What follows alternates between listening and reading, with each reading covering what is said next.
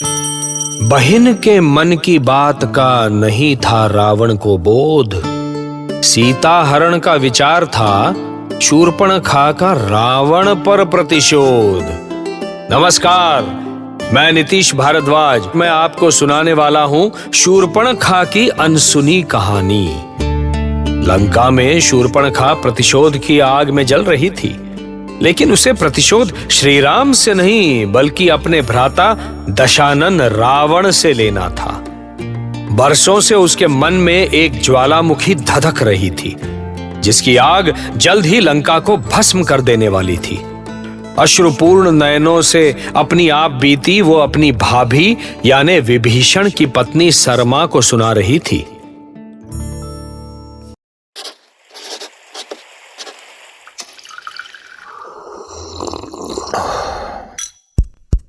Viva Stories। मेरी तो दुनिया ही उजाड़ दी लंकेश ने। मैं कैसे भूल सकती हूँ कि वो मेरे पति का हत्यारा है। मेरे हृदय में प्रतिशोध की अग्नि उसी समय से जल रही है भाभी। आपको नहीं पता भाभी कि वो केवल मेरा पति ही नहीं, मेरा सब कुछ था, सब कुछ। मुझे अभी भी स्मरण है।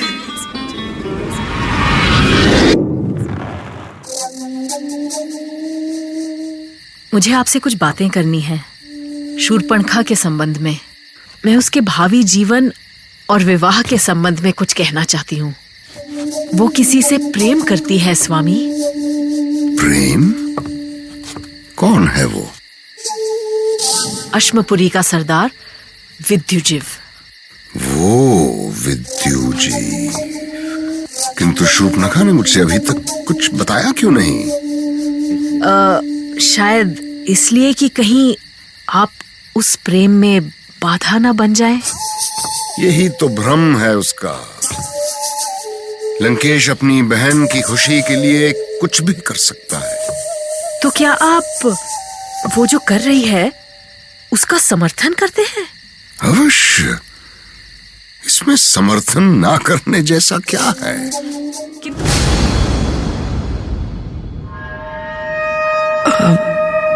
भैया, आपने मुझे याद किया?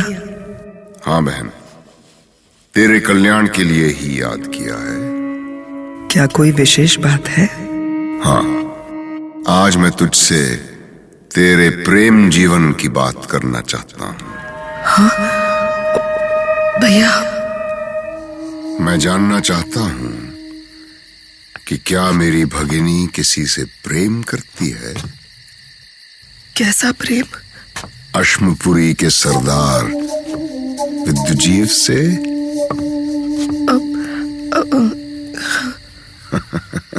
तो लज्जा किस बात की है? प्रेम कोई अपराध तो नहीं। बता, क्या तुम विद्युजीव से विवाह करना चाहती हो? हाँ। किंतु वो तुम्हारे योग्य नहीं है। वो दानव कुल से है। अश्मपुरी का सरदार होकर भी वहां जाने से बहुत डरता है। बहुत से शत्रु हैं उसके। अच्छा होगा कि तुम किसी राक्षस कुल के राजकुमार से विवाह कर लो। मेरा निर्णय अटल है लंकेश। मैं विवाह करूंगी तो केवल विद्युजीव से, अन्यथा नहीं, कभी नहीं। ऐसा ही है तो जाओ, उससे गंधर्व विवाह कर लो। हम तुम्हारी सुखी वैवाहिक जीवन की कामना करते हैं।